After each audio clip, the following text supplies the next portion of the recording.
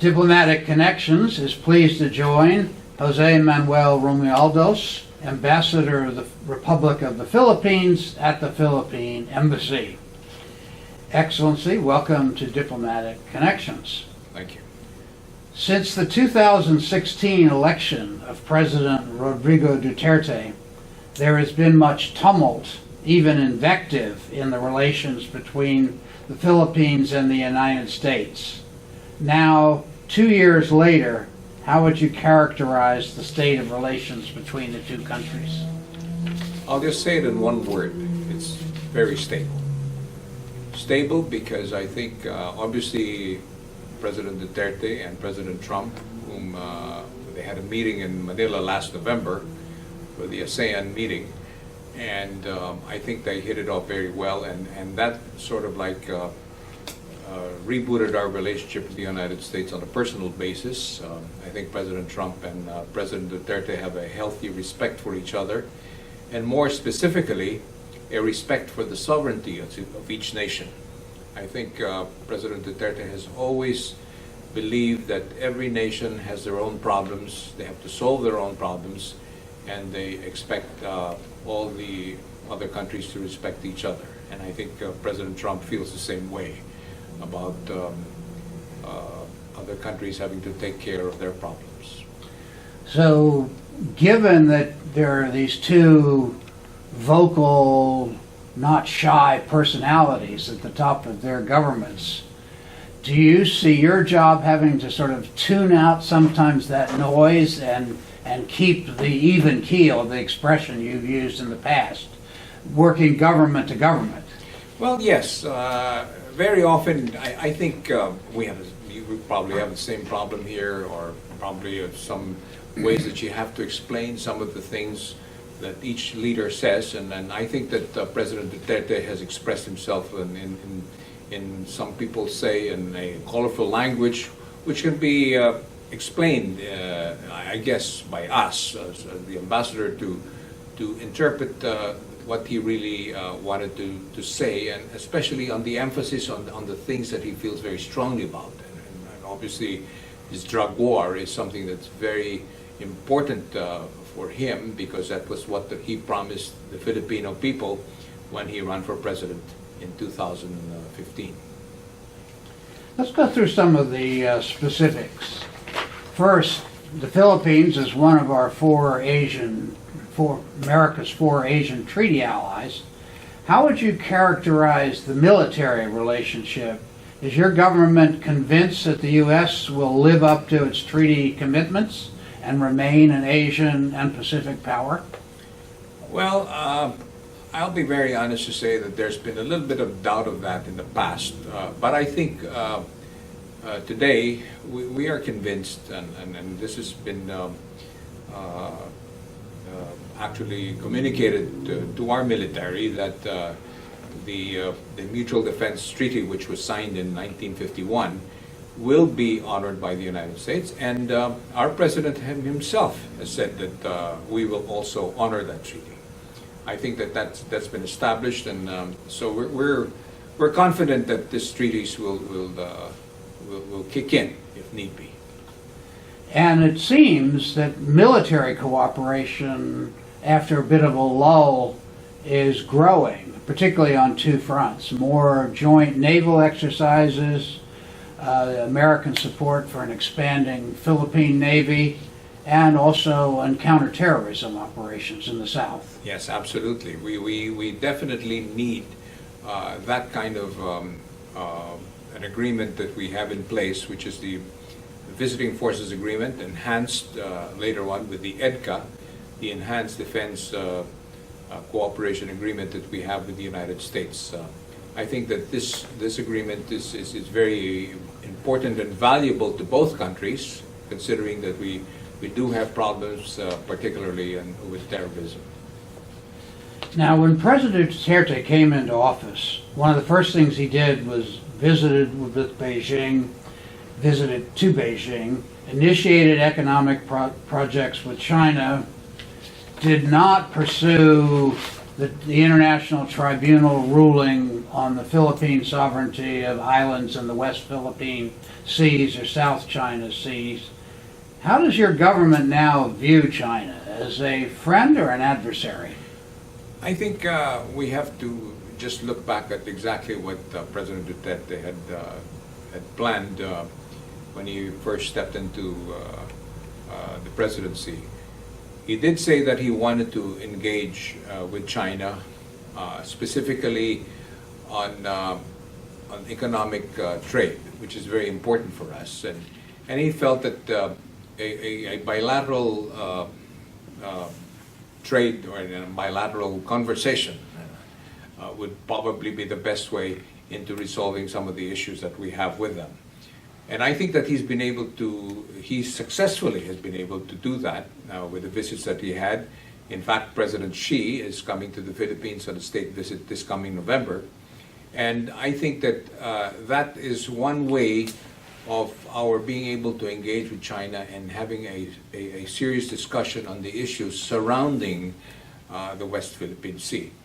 I think that that's sort of like in place, and we hope that that issue will be resolved not only bilaterally with China, but also through the entire ASEAN region.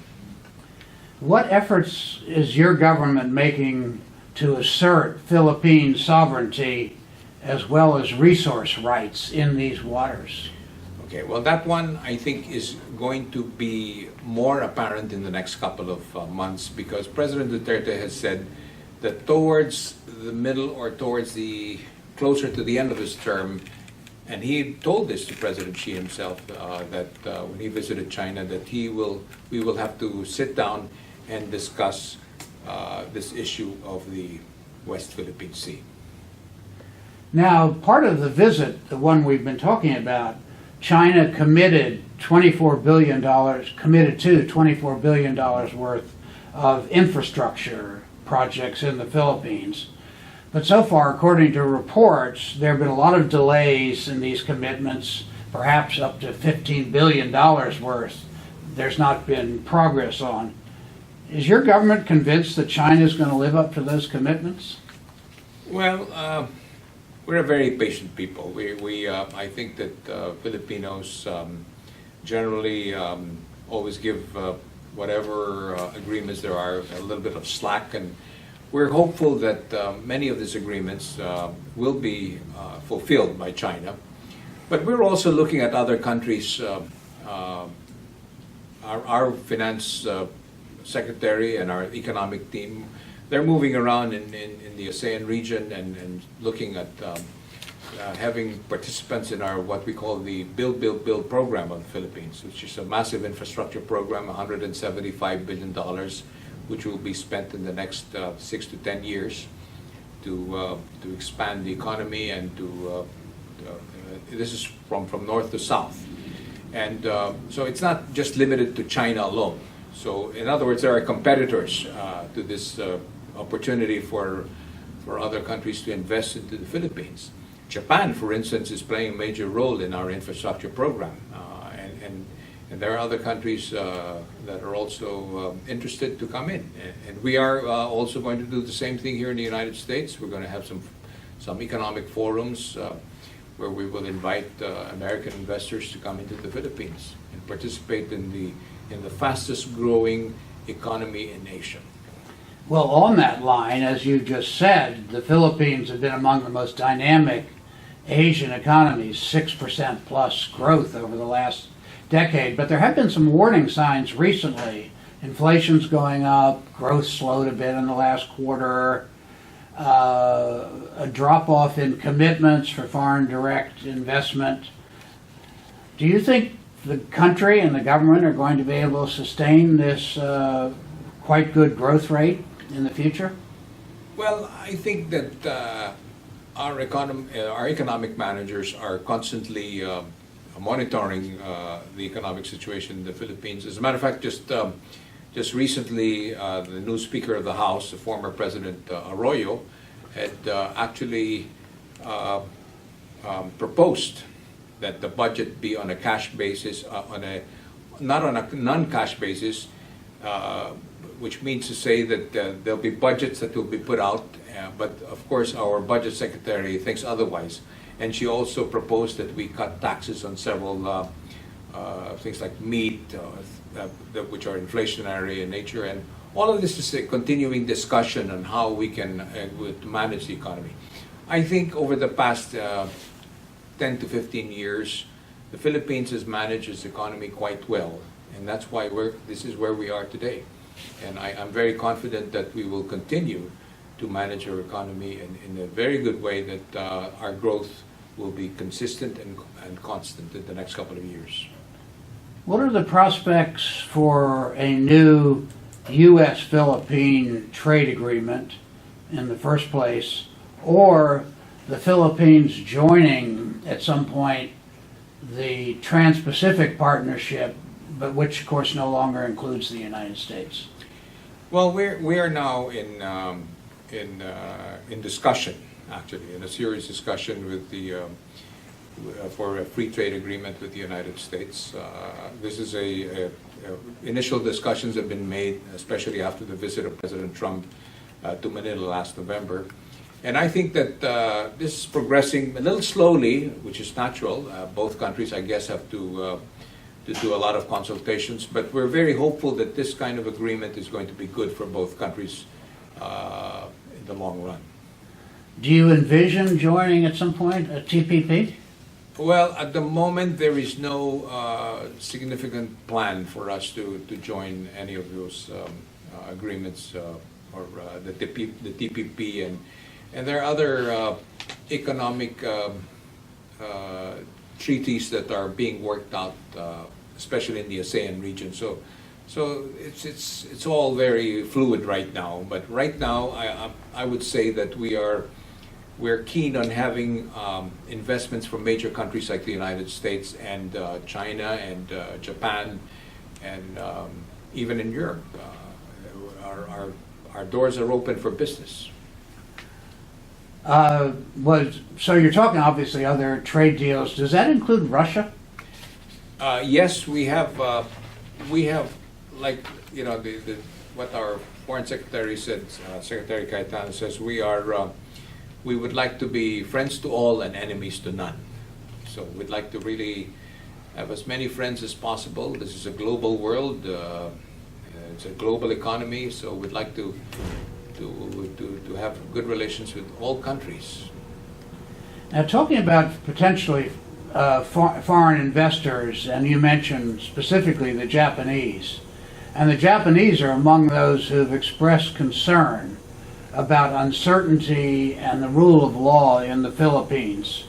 How is the government explaining to these investors and to other governments its commitment to the rule of law, especially in view of all the commentary about the extrajudicial killings and the drug war, and on a different level, even the jailing of one of the president's leading political opponents, Senator De Lima? Well, again, as I said, the president promised that he was going to go on an all-out drug war. And I myself, I've been observing the Philippines for many, many years, and I didn't realize, like many others, didn't realize how serious a problem of the drug problem in the Philippines was. And so I think many Filipinos see that. The killings, I would say, this was explained to me by one of our police directors and even the retired police general, and how serious this was. The drug war was actually initiated by President Duterte. In other words, when he went on an all-out drug war, obviously some police officers who were involved in the drugs and the drug cartel, so if you want to say that, and the drug lords, they were actually killing each other. I think that one was obviously clear to many of our those who were investigating the so-called extrajudicial killings. But more than that, I think is the fact that President Duterte's government actually we got rid of close to over 100 police officers who were themselves involved in drugs. So it's a continuing problem, but we were also doing something about the rule of law, meaning to say we are doing something about the police officers who themselves are doing the killings because they want to get rid of potential witnesses to their illicit activity. Is there any sign that this anti-drug campaign is actually working? Well, unfortunately, President Duterte himself just said the other day he doesn't see the drug problem to be completely solved by the end of his term. And that's how serious the problem is. Although there are clear indications that the drug situation is manageable in a way that you could say that it's not as rampant as it used to be and how bad it was when he first came into power. Now, you're a journalist. Is press freedom secure in your country? Because the issue of the denial of license to the Rappler site, the president's denunciation of certain media outlets are cited by press groups and others who are worried about the status of press freedom in the Philippines. Well, some say that in Asia, or even in the world, the Philippines is probably one of the freest press, to the point that they can be libelous in the way they criticize personalities. I think in the case of Rappler and in the case of the networks that is involved, the president himself actually has said that they did some things that were illegal. So for instance, with Rappler, they are supposed to be, there is a constitutional law that media must be owned 100% by Filipinos. And it was clear in the SEC papers that were recently investigated that shows that they are not 100% owned by Filipinos. So it could be considered a technical situation, but it's still the law. So if you're going to say the rule of law, then it's clear that Rappler is not being truthful in saying that they are 100%, which gives the feeling from the government that they are being influenced by outside forces to be an instrument of using it to criticize, or not only criticize, but to sort of like put in stories that they feel is biased against the government. But I think more than that, it's also clear, and I was in media for many years, is some of our media people can be abusive in the use of the freedom of the press. They just write anything they want, and without any reservation whatsoever, even if it's not true, they still put it out, and then there is no apology, there is no nothing. Because one of the things that many of us in media wanted for government to legislate was there is the right to reply. Meaning if you have somebody who criticizes you, the newspaper or the broadcast station that puts it out, the person who was actually criticized of whatever wrongdoing it is has the right to reply, and they must put it out in the same page or in the same time, the airtime that was given to the broadcast journalists to criticize them. These are the things that, again, this is part of what we want to see, because, as I said, the Philippines is known to have the freest press in the world. Now, one of your key jobs is staying in touch with the Filipino diaspora. Mm-hmm. Now, it's more than 3 million American citizens of Filipino descent. But there are also some estimates that as many as another 300,000 Filipinos are living in the United States without proper documentation.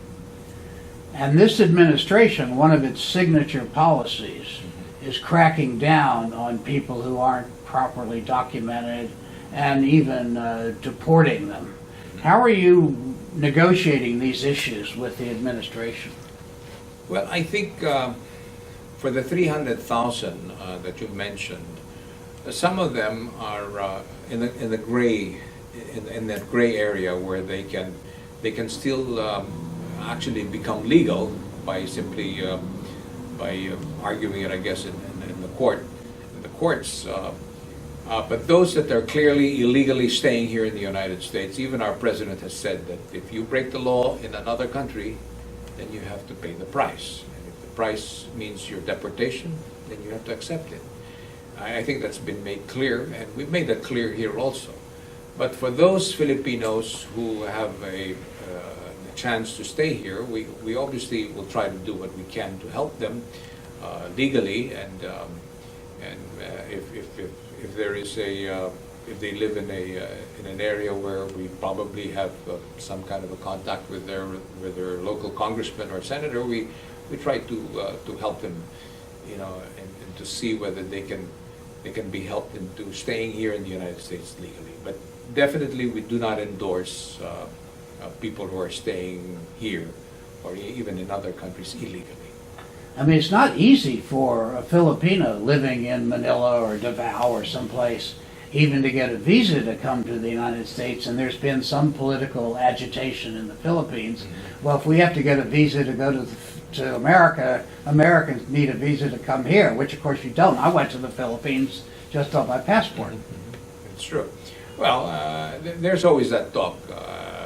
It's quid pro quo or an eye for an eye. But I think that realistically, I think I've always told many of our friends that we understand the United States. There are 1,001 people who want to come to the United States. It's obviously where your dreams can come true, so to speak. I've told people that one of the two countries that you don't want to burn your bridges. One is the United States, and the other one is your country of birth. So that's what I always advise Filipinos who are living here. If it's time for you to go home, because one day you may want to go back to the United States, then you can apply and then legally go back, maybe as a visitor, or if there's a change in the immigration law, then you can live in the United States.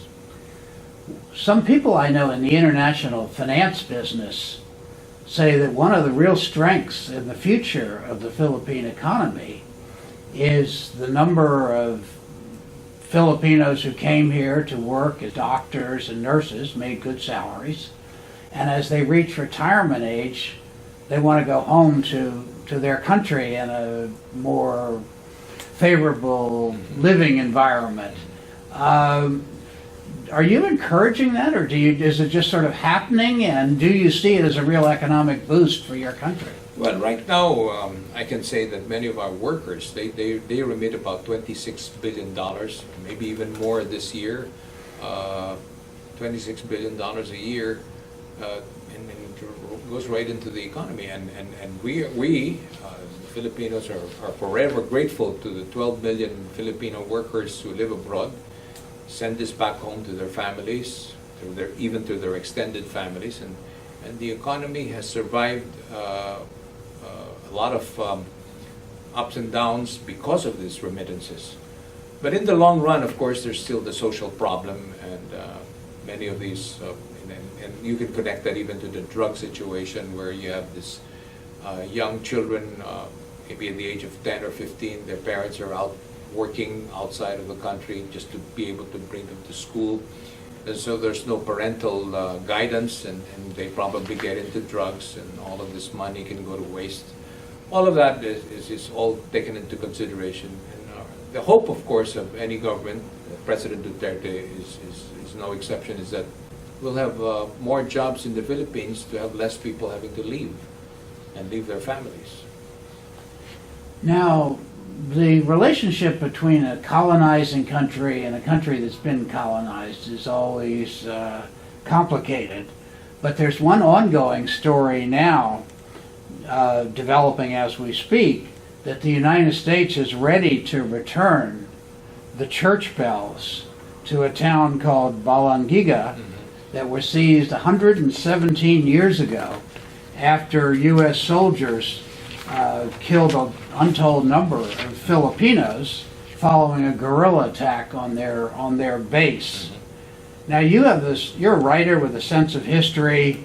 How do you look at this often tumultuous relationship between these two countries? Colonial rule, violent fight against it, to what with the situation we now have of millions of people with personal, intimate relations between the two countries. How do you see that playing out now and into the future?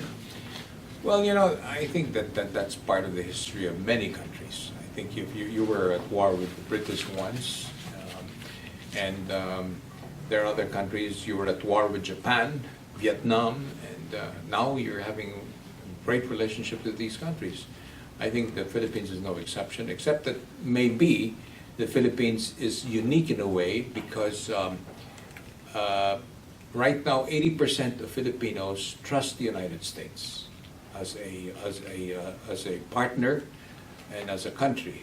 They would like to see the United States be present in the Philippines in terms of economic trade, and even our military alliances is very much supported by Filipinos. And so we have that long history with the United States, and it's something that nobody can undo. It's a very tight relationship. Many Filipinos, in one way or the other, either have friends, relatives, brothers, sisters who are actually living here in the United States, and every other Filipino wants to get a U.S. visa to come and visit the United States. So it's a very close relationship that I think is very unique for both countries. I think it's accepted here in the United States. In fact, when I visit with some of the U.S. senators here, many of them have nothing but good things to say about the Filipino communities that live in their area. And that, I think, that makes me feel very good being the ambassador here. And so you think this is a relationship that will continue to flourish? Oh, absolutely. I have no doubt that this relationship is going to be as tight as it ever was, and there could be a little bit of bumps down the road, but at the end of the day, it'll still be like we're brothers and sisters. Ambassador, thank you very much for joining us at Diplomatic Connections. Thank you very much for inviting me.